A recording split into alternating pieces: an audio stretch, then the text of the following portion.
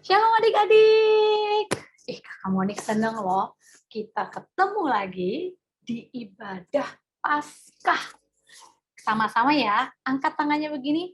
Kebangkitan kasih. Sekali lagi, kebangkitan kasih. Sekali lagi, semuanya siap? Angkat tangannya, kebangkitan kasih. Hari ini kita merayakan kebangkitan Tuhan kita, kebangkitan Tuhan Yesus Kristus. Di dalam 1 Yohanes 4 ayat 19, kita mengasihi karena Allah lebih dahulu mengasihi kita. Kebangkitannya menandakan kasihnya ada atas kamu dan saya. Kebangkitannya menyatakan bahwa kasih setia Tuhan berlanjut dalam hidup kita dan keluarga kita. Maka Paskah kali ini sama-sama kita angkat tangan kita, kebangkitan kasih. Supaya semua orang bisa melihat Kristus hidup. Kasihnya ada di dalam anak-anaknya, yaitu kamu dan kakak. Kita ibadah sama-sama hari ini. Jangan sambil makan, jangan sambil main game. Kalau bisa, pakai baju, udah mandi, duduk. Tapi ikutin ibadahnya dengan baik. Terus, jangan lupa ajak papa mama ibadah sama-sama. Papa mama yang mendampingi anak-anak, terima kasih kami sampaikan. Kami percaya kalianlah pahlawan-pahlawan selama setahun ini mendampingi anak-anak mengenal Dia walaupun online. Tapi lebih dari itu, kita sama-sama mau belajar bahwa di dalam kebangkitannya maka kasihnya nyata. Demikianlah kamu dan saya mengetahui kasih Kristus, bahwa Dia telah menyerahkan nyawanya untuk kamu, Dek, dan kakak.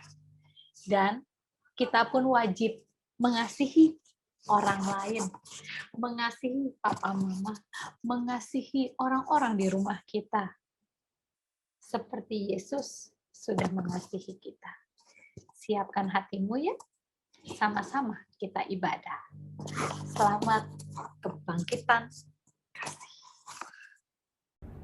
Shalom teman-teman, nama saya Ikan Asaki. Hari ini saya akan menceritakan kisah tentang kebangkitan Tuhan Yesus. Firman Tuhan ini diambil dari Injil Lukas pasal 24 ayat 1-10. Perikop firman ini menceritakan bahwa pagi-pagi benar mereka, yaitu Maria dari Magdala, Maria ibu Yakobus, Yohana, dan perempuan-perempuan lain yang melihat mayat Yesus terbaring, pergi ke kubur Yesus dengan membawa rempah-rempah. Tapi saat mereka sampai, mereka melihat batu sudah terguling. Dan betapa terkejutnya mereka melihat mayat Yesus sudah tidak ada di sana. Kemudian datanglah 2 orang berdiri dekat mereka dengan pakaian yang berkilauan. Perempuan-perempuan itu pun sangat ketakutan. Mereka tidak tahu bahwa yang berbicara dengan mereka ialah para malaikat. Malaikat itu memberitahukan bahwa Tuhan Yesus yang mereka cari telah bangkit.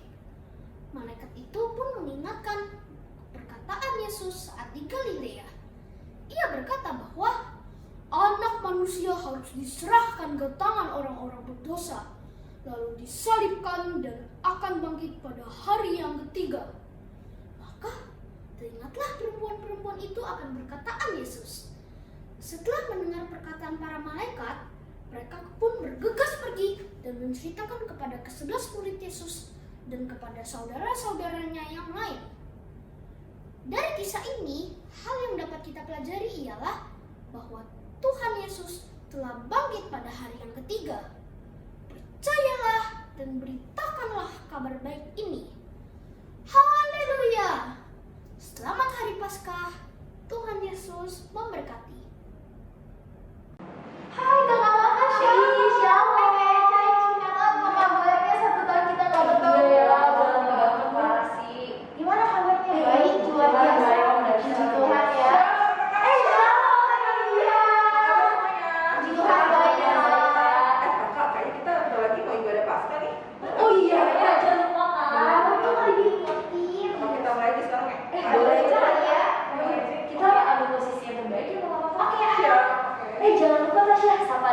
berjumpa juga. Iya adik-adik.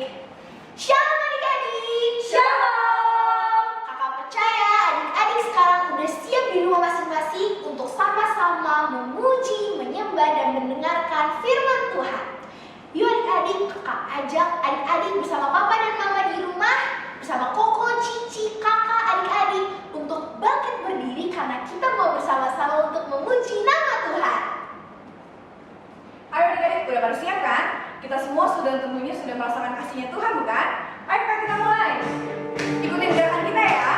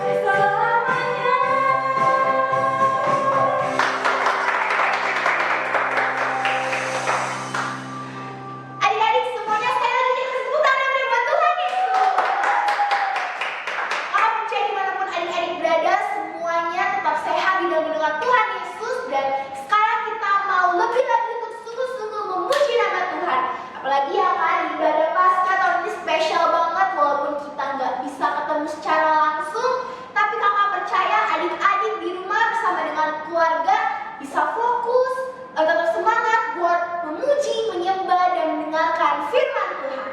Yuk adik-adik sama-sama, kakak ajak adik-adik untuk kita angkat satu lagu pujian, Dia Lahir Untuk Kami.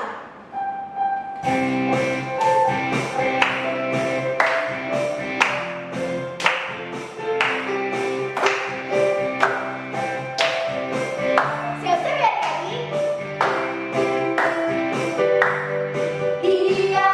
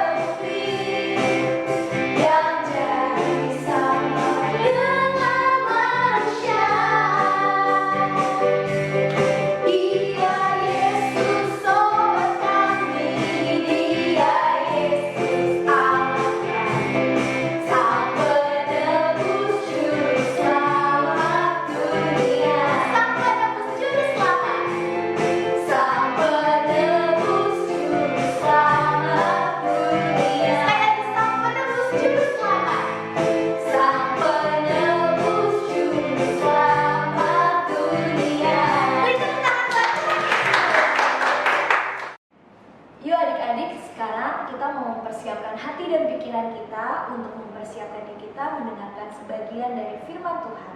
Kita ambil posisi yang terbaik yuk. Gak ada lagi yang bercanda-bercanda. Boleh sambil duduk. Pejamkan matanya, tundukkan kepalanya. Kita mengangkat satu pujian dengan sikap yang sungguh-sungguh. Terima kasih Tuhan.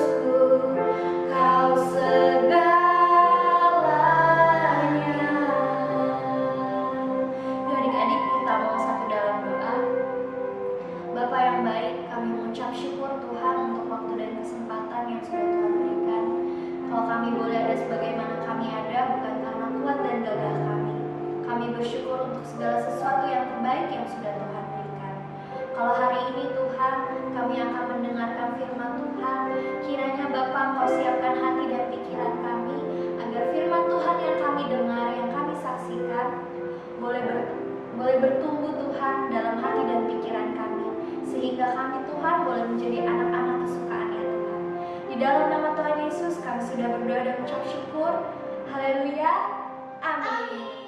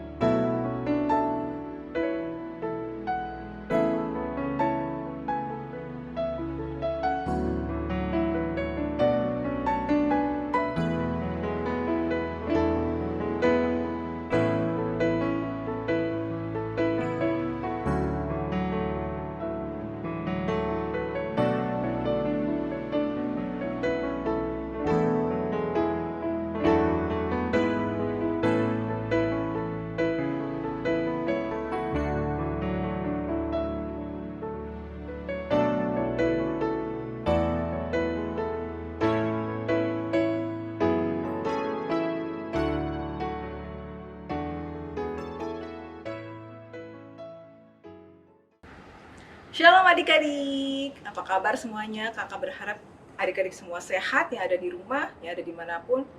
Kita semua sehat selalu ya. Kita udah nggak berasa 1 tahun udah berlalu. Ingat gak waktu 1 tahun yang lalu sudah mulai nih zaman pandemi COVID ya. Kita pasca di rumah, ibadah online di rumah. Nah tapi meskipun kita nggak nyaman harus ibadah online, kita tetap harus bersyukur karena Tuhan Yesus senantiasa memelihara kehidupan kita. Amin adik-adik. Nah, di Paskah kali ini, kakak mau kita semuanya ingat kembali bagaimana Tuhan berkorban, mengasihi kita dengan mengorbankan nyawanya. Ya, kakak juga mau menyelamatkan adik-adik selamat hari raya Paskah. Ya, kita mau belajar apa sih yang Tuhan alami waktu Dia menderita sebelum disalib di kayu salib. Nah, adik-adik, kakak bercerita sebentar ya. Waktu malam sebelum Tuhan Yesus disalib, Tuhan Yesus mengajak para murid-muridnya untuk perjamuan kudus, ya, merayakan hari raya Paskah. Dia menyediakan roti dan anggur. Dia berkata, inilah roti lambang dari tubuhku yang akan dipecah-pecah untuk keselamatan kamu. Dia juga mengambil cawang berisi anggur. Dia katakan, minumlah, ini adalah darah perjanjian. Nah adik-adik, Tuhan Yesus sudah tahu Dia hidup di dunia ini untuk apa adik-adik? Untuk mati di kayu salib memberikan hidupnya untuk kita semua agar kita tidak harus menjalani kehidupan kematian yang kekal. Nah, setelah perjamuan kudus, Tuhan Yesus tahu bahwa satu muridnya yaitu Yudas ya mengkhianati Tuhan Yesus. Demi apa adik-adik? Hanya demi 30 keping perak aja. Dia menjual Tuhan Yesus supaya Tuhan Yesus diserahkan kepada orang-orang Farisi, imam kepala untuk dibunuh, dihukum mati ya. Nah, sehingga pada akhirnya waktu itu malam sebelum Tuhan Yesus disalib, dia ke taman Getsemani. Dia mau berdoa. Karena apa adik-adik? Tuhan Yesus sangat takut, dia gentar, dia sangat takut.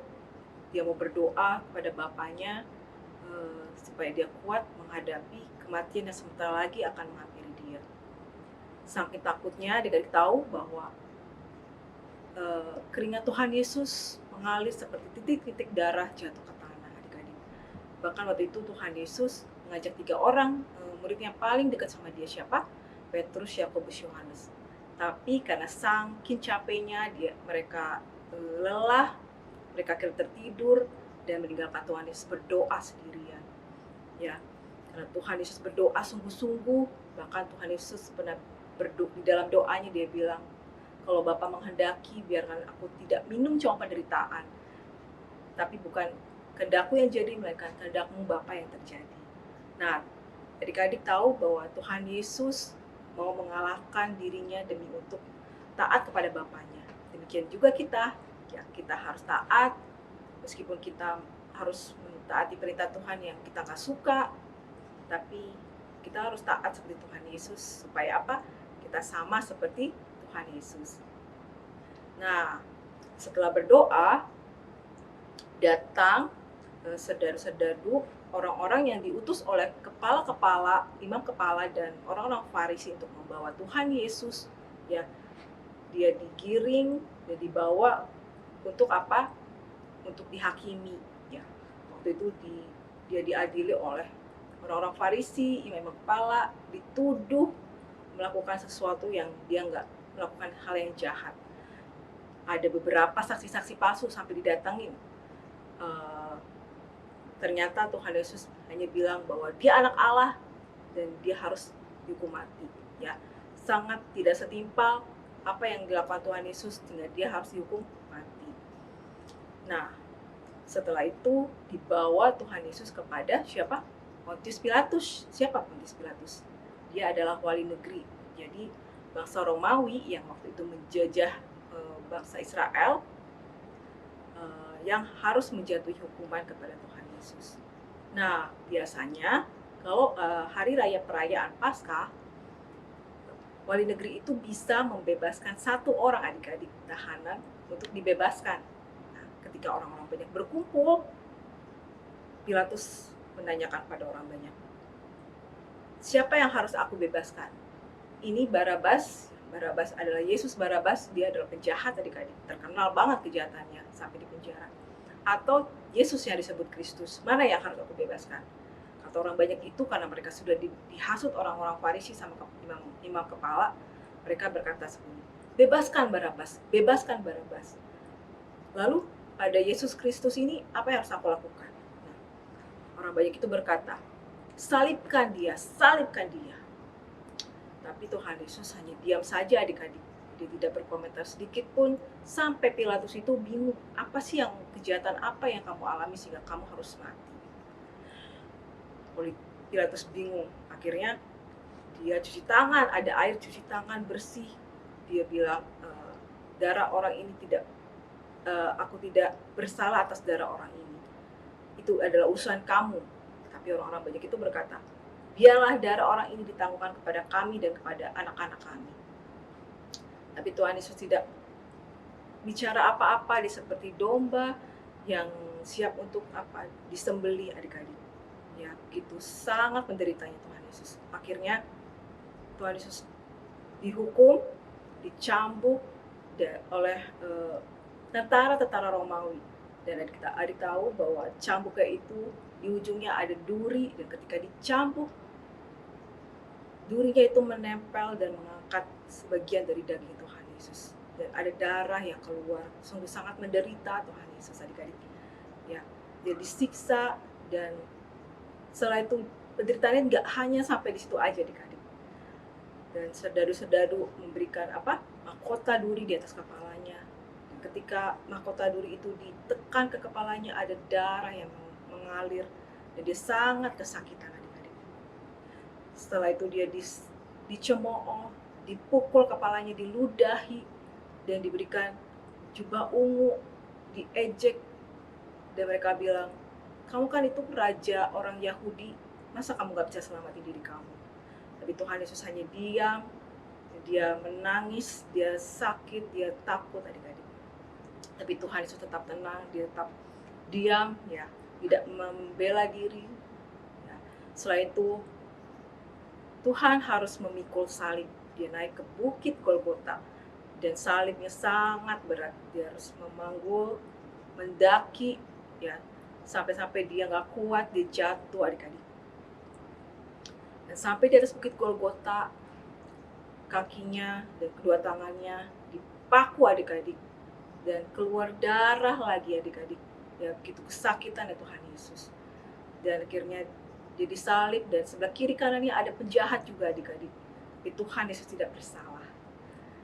Dan pada akhirnya ketika semua sudah selesai, Tuhan berkata sudah selesai dan dia menyerahkan nyawanya kepada Bapa di surga. Dan akhirnya Tuhan Yesus mati di atas kayu salib. Itu penderitaan Tuhan Yesus yang sangat dahsyat. Tapi kisah penderitaan ini akhirnya Tuhan Yesus bangkit dari kematian dan akhirnya kematian itu berubah menjadi kehidupan.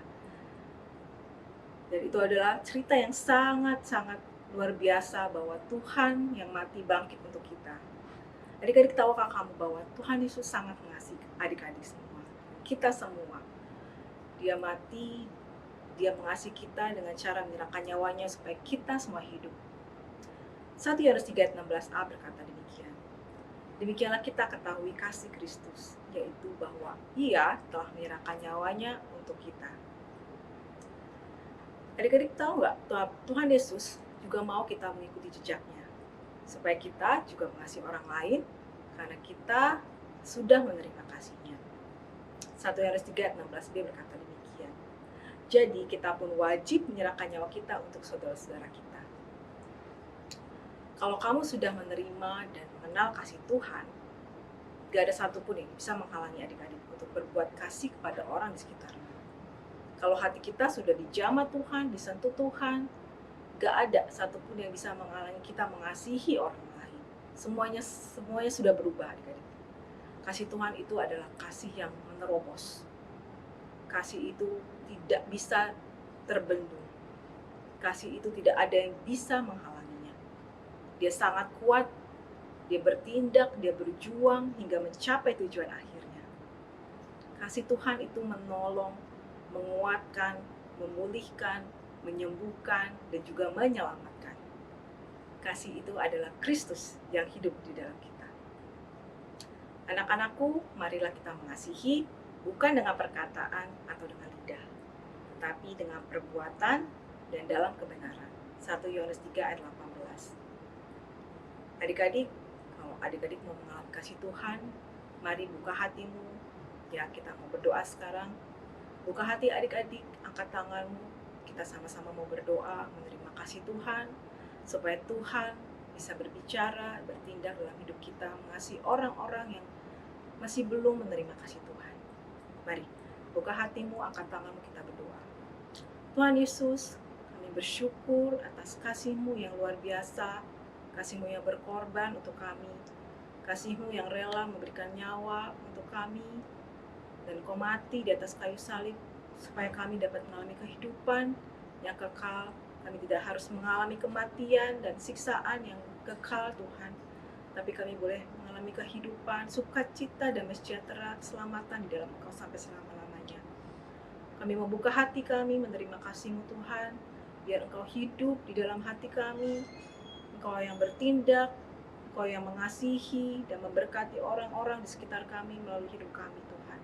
pakai hidup kami untuk menjadi saluran kasih, pakai hidup kami untuk memberkati banyak orang, sehingga nama Tuhan dipermuliakan dan banyak orang diberkati oleh kehidupan kami, Tuhan Yesus.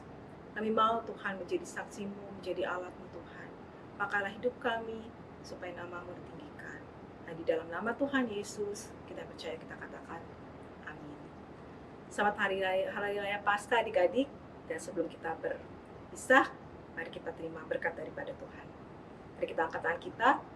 Kasih karunia Tuhan Yesus Kristus, kesehatan, pemulihan, perlindungan, hikmat dan kecerdasan, berkat yang melimpah, penyertaan yang sempurna daripada Roh Kudus menyertai adik-adik semua dari hari ini dan sampai selama-lamanya. Dalam nama Tuhan Yesus, haleluya, amin. Selamat Hari Raya Paskah adik-adik, Tuhan Yesus memberkati. Haleluya.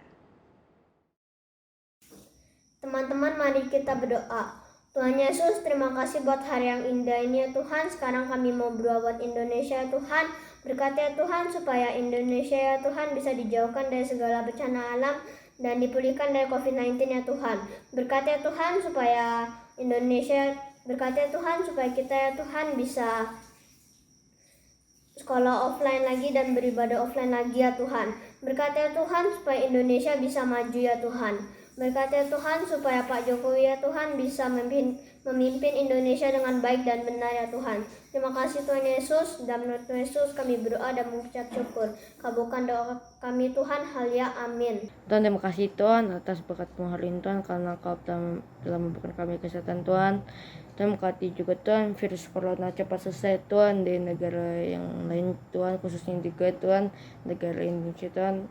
Tuhan, berkati juga Tuhan para tenaga medis Tuhan yang sedang bekerja Tuhan, dalam Kau berikan mereka kekuatan Tuhan di saat pekerjaannya Tuhan untuk melayani pasien yang kena virus corona Tuhan. Tuhan, berkati juga Tuhan pasien yang kena virus corona Tuhan, tolong Kau cepat sembuhkan mereka Tuhan di dalam nama Yesus. Berkati juga Tuhan warga pasien yang terkena virus corona Tuhan, tolong Kau berikan mereka kekuatan Tuhan dan ketabahan Tuhan. Tuhan, berkati juga Tuhan gereja-Mu cepat kembali dibuka Tuhan, agar para seluruh umat-Mu bisa beribadah kembali Tuhan di dalam rumah-Mu Tuhan. Terima kasih Tuhan Yesus, terima kasih kami sudah berdoa Tuhan, haleluya, amin. Yesus, terima kasih kami berdoa Tuhan. Berkati anak-anak yang kena COVID-19 supaya sembuh. Tuhan Yesus berkati kami supaya kami tidak kena corona Tuhan. Kasihlah kami tenaga supaya kami sehat selalu. Tuhan Yesus, kami berdoa, amin. Pentakosta ketiga. 1. Pencurahan Roh Kudus yang dahsyat di zaman now. 2. Penuaian jiwa yang terbesar dan terakhir. 3. Bangkitnya